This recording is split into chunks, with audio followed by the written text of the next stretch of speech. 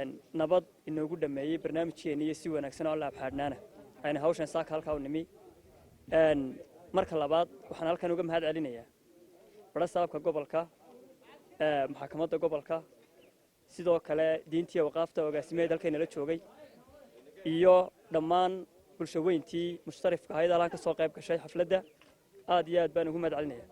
waxaan iyadana aad u xusayaa oo muhiim ay tahay in aan ka xuso maamulkii hore degmada Sheekh oo ay gudoomiyay ku xigeenkii halkayna la joogeen iyo xildhibaanadii kaleba kolley sida wanaagsan iyaguna ay ku soo abaabuleen xafladan muhiimka ah aad iyo aad baan uga mahad celinayaa dhammaan waxaan sidoo kale halkan bogaadin uga dirayaa iyo hambaliyeyn bulshaweynta reer Sheekh oo aanan maanta shalayto kolley markan musharaxiin tahay magacyo noo kala lahaayeen oo deyntaana anaga markaa noo codaynaysa runtii bulshada inta nooga codaynaysa si gaar ah baan u ixtiraami jirnay laakiin maanta magac gaar ah bulshaweynta reer Sheekh noo wada leh ayaan iyagana aad hambaliyeey taariikh uga dirayaa waxaan aad iyo aad u dul taagaya hadii la yiraahdo aniga iyo xildhibaanada aan sagaalka ka mid ahay halkan soo baxay ayuunba maanta xildhibaana waa bulshadii aanu sheegay tartameynay musharaxiinta faraha badnaaha